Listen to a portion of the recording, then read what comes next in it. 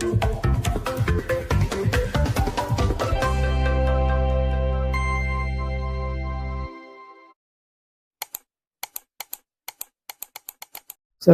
warahmatullahi wabarakatuh. Bismillah, alhamdulillah, wassalatu wassalamu ala rasulillah Sayyidina Muhammad ibn Abdillah wa ala alihi wa sahbihi wa mawalah. La hawla wa la quwata illa billah. Amma ba'd.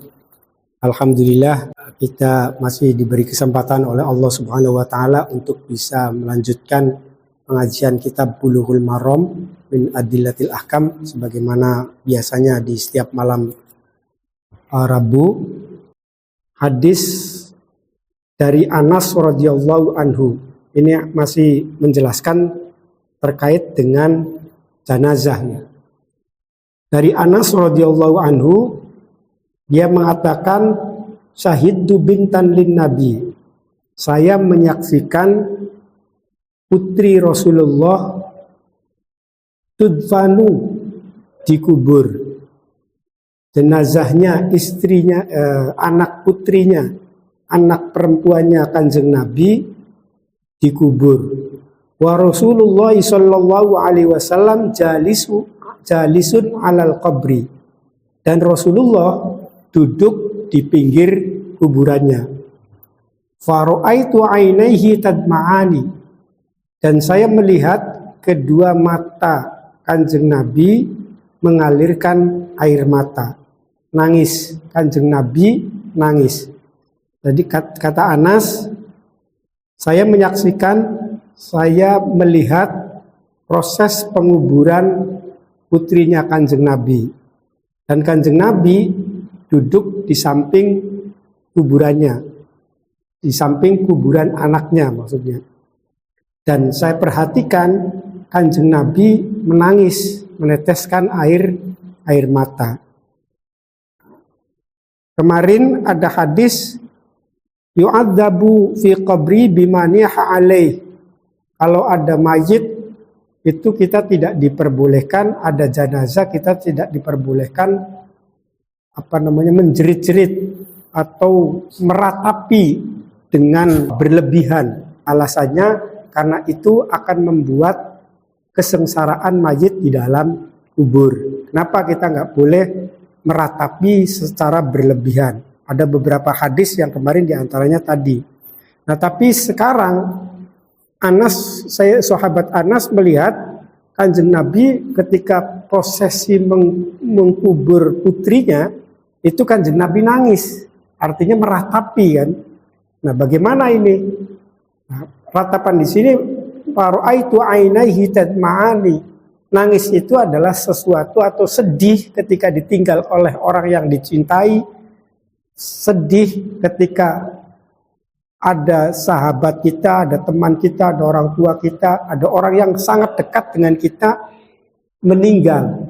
Dan itu adalah sesuatu yang bersifat manusiawi. Lamunan kula sedih ditinggal ning kekasih, ditinggal wong kang disayangi ning kula, ya menjadi sesuatu yang manusiawi. Tapi kesedihan itu tidak boleh berlebihan. Sebagai manusia, Kanjeng Nabi ya pada baik sedih. Itu ditinggalkan oleh anaknya yang dicintai, ditinggalkan oleh putrinya yang dicintai. Begitu meninggal, ya nangis Kanjeng Nabi menangisi putrinya, dan itu nangis atau sedih sebagaimana sewajarnya adalah sesuatu yang bukan dilarang di dalam agama. Selanjutnya wa an Jabir radhiyallahu anhu bahwa Nabi sallallahu alaihi wasallam mengatakan la tadfanu mautakum, jangan kau kubur jenazah atau mayit-mayit di antara kamu billaili, di waktu malam hari, illa antatorru, kecuali dalam keadaan mendesak atau dalam keadaan darurat. Jadi hadis ini kalau kita pahami secara teksnya, itu kita dilarang mengubur mayit di malam hari. Imam Nawawi berpendapat agar orang yang mengurusi atau mengantarkan dan menyolati mayit itu banyak yang terlibat. Gitu. Sebab kalau di malam hari itu yang terjadi atau yang dikhawatirkan adalah sedikit orang yang terlibat di dalam proses penanganan mayit. Gitu. Mulai dari mengkafani, memandikan sampai kepada menyolati dan menguburkan. Khawatirnya sedikit. Maka Kanjeng Nabi menyarankannya jangan malam hari, tapi dilakukan di siang hari. Illa antatorru, kecuali dalam keadaan darurat. Ada lagi yang para ulama yang menyatakan bahwa karena kalau malam itu suasananya gelap, itu zaman Kanjeng Nabi kan nggak seterang ini, mungkin barangkali kalau sekarang kan dikasih lampu dan lain sebagainya. Sehingga kain kafan yang kasar apa itu tidak pernah diperhatikan secara seksama. Akhrajahu Ibnu Majah wa asluhu fi Muslim, lakin qala zajaro ayyuk baru ar-rajulu bil laili hatta yusalli alaih. Hadis ini dikeluarkan oleh Ibnu Majah dan aslinya ada di dalam kitab Sahih Muslim. Tetapi di dalam Sahih Muslim ditambahi zajaro ayyub barohu ar-rajulu bil laili hatta yusalli alaih. Nabi mencegah seorang mayit laki-laki dikubur di malam hari sampai disolati. Jadi kalau misalnya malam hari sudah disolati itu ya boleh. Itu zajaro. Kalau zajaro ayyub baro, Kanjeng Nabi mencegah mengkubur mayit laki-laki bilaili di waktu malam hari. Hatta yusolliya. Sampai kapan dilarangnya? Sampai hatta yusolliya, sampai mayit itu disolati. Kalau sudah disolati ya berarti boleh. Hadis berikutnya wa an Abdullah bin Ja'far radhiyallahu anhuma qala. Dari Abdullah bin Ja'far radhiyallahu anhuma, yang mengatakan lamma jaa na'yu Ja'far hina qutila, ketika berita tentang kematian Ja'far yang meninggal karena dibunuh, qala Rasulullah, Kanjeng Nabi mengatakan, isna'u li ali Ja'far ta'aman, buatlah makanan untuk keluarganya Ja'far. Faqad atahum ma yushghiluhum, karena ada kesusahan yang menimpa atau ada kesusahan hati yang menimpa kepada keluarganya Ja'far. Jadi karena ditimpa kesedihan, maka bikinlah makanan untuk keluarga Ja'far. Jadi gambarannya waktu itu ada banyak orang para sahabat mendapatkan informasi bahwa Ja'far meninggal. Meninggal kenapa? Karena dibunuh. Nah, akhirnya Kanjeng Nabi melihat situasi itu, akhirnya Kanjeng Nabi memerintahkan isna'u li ali Ja'far ta'aman, buatlah makanan untuk keluarganya Ja'far. Akhrajahu al-khamsatu illa Nasa'i. Hadis ini dikeluarkan oleh 5 imam kecuali Imam Nasa'i. Menarik hadis ini terkait dengan misalnya sebagai salah satu dalil diperbolehkannya atau mubahnya dan atau bahkan sunnahnya melaksanakan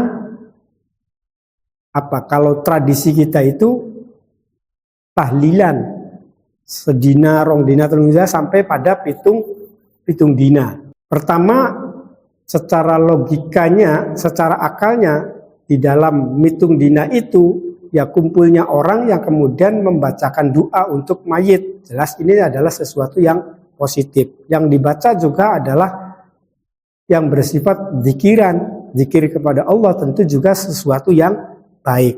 Dan yang ketiga, menyediakan makanan-makanan. Nah, itu dalam hadis ini isna'u li ali Ja'far ta'aman. Itu ada ulama yang menjadikan ini sebagai salah satu argumentasi membagi makanan untuk memberi ketenangan atau memberikan kebahagiaan, menghilangkan kesedihan bagi keluarga yang mengalami kesedihan, kesedihan akibat kematian dari orang yang dicintainya.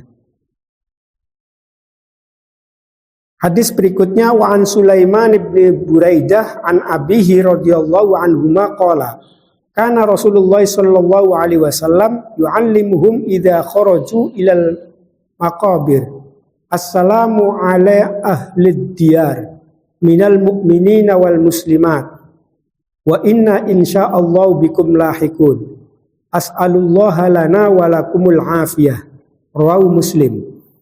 Dari Sulaiman bin Buraidah dari bapaknya radhiyallahu anhuma, dia mengatakan Rasulullah shallallahu alaihi wasallam mengajarkan kepada para sahabat apabila keluar ke kuburan maka ucapkan assalamu ala ahli diyar, ucapkan salam assalamu ala ahli diyar, keselamatan untuk para penghuni kubur, minal mu'minina wal muslimat, dari orang-orang mukmin dan orang-orang muslim.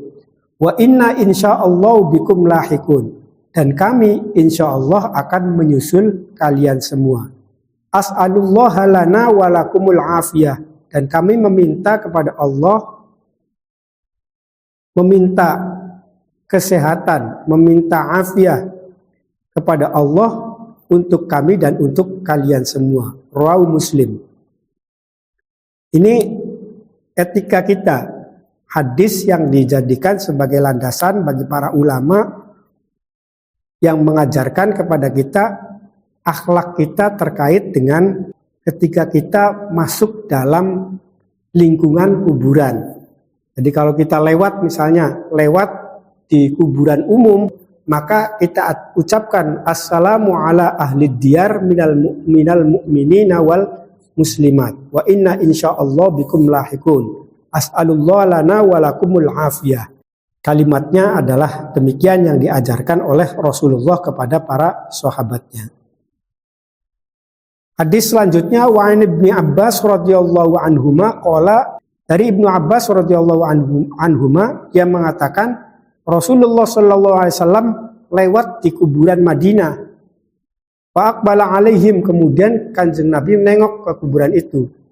Jadi posisinya berarti kuburan jalan. Sambil jalan Kanjeng Nabi nyelinguk dikit, madep ke kuburan Madinah. Fa aqbala alaihim biwajhihi, dengan wajahnya Kanjeng Nabi. Faqala, kemudian Kanjeng Nabi mengatakan, assalamualaikum ya ahlal kubur. Keselamatan bagimu ya ahlal kubur. Yaghfirullahu lana walakum, semoga Allah memberikan ampunan kepada kita dan kepada kalian semua. Antum salafuna wa nahnu bil athar, kamu adalah orang-orang yang sudah mendahului kami, wa nahnu bil athar, dan kami akan menyusulnya. Rawu at-Tirmidzi wa qala al-Hasan, hadis ini diriwayatkan oleh Imam at-Tirmidzi dan dikatakan oleh Imam at-Tirmidzi sebagai hadis hasan. Dari dua hadis ini kita bisa menyimpulkan bahwa ketika kita masuk dalam kuburan, masuk atau mau berziarah ke kuburan, maka kita punya etika, punya adab, punya akhlak. Tidak boleh selonong boy saja, tetapi harus kita beri salam kepada para ahli kubur. Walaupun kelihatannya tidak ada interaksi balik. Mungkin kalau ada interaksi balik, ya kebirit-birit. Assalamualaikum, waalaikumsalam, langsung berasap aja. Misalnya langsung dijawab, tapi ucapan salam kita kepada para ahli kubur itu pasti dijawab oleh para penghuni kubur. Itu mereka mendengar terhadap salam kita, mendengarkan terhadap doa kita, dan kita tidak mendengarkan terhadap apa yang dijawab oleh mereka. Hadis selanjutnya, wa an Aisyah radhiyallahu anha qalat qala Rasulullah sallallahu alaihi wasallam, mengatakan la tasubbul amwat, jangan kamu caci maki, jangan kamu caci orang-orang yang sudah meninggal. Innahu qad tu ila ma qaddamu, karena mereka telah sampai kepada balasan dari apa yang pernah mereka perbuat dulu. Jadi dia sudah masuk kepada alam jaza, pada pada kondisi atau waktu dibalasnya amal-amal mereka ketika hidup di dunia. Situasinya sedang demikian. Maka la tasubbul amwat, kita tidak boleh mencaci mereka. Wa ruwiya at-Tirmidzi 'anil Mughirah radhiyallahu anhu nahwahu lakin qala fatu'dzu al-ahya'a. Dan diriwayatkan oleh Imam Tirmidzi dari Mughirah radhiyallahu anhu sama hadisnya, tetapi ada tambahan fatu'dzu al-ahya'a. Karena dengan begitu kamu telah menyakiti orang-orang yang masih hidup. Artinya bagaimana? Kalau misalnya ada seorang yang dalam kacamata kita buruk misalnya, meninggal kemudian sudah dikubur, lalu kita ngobrolin tentang mayat tadi, terus diomongi blesak. Nah itu omongan-omongan yang demikian itu akan membuat sakit hati orang yang masih hidup. Siapa itu? Misalnya lingkungan keluarganya, atau orang dekatnya misalnya, atau orang tuanya dan lain sebagainya. Kitabuz zakat, wallahu a'lam bishawab. Al-Fatihah. A'udzu billahi minasyaitonir rajim. Alhamdulillahirabbil alamin. Iyyaka na'budu wa iyyaka nasta'in. Shiratal ladzina an'amta 'alaihim. Assalamualaikum warahmatullahi wabarakatuh.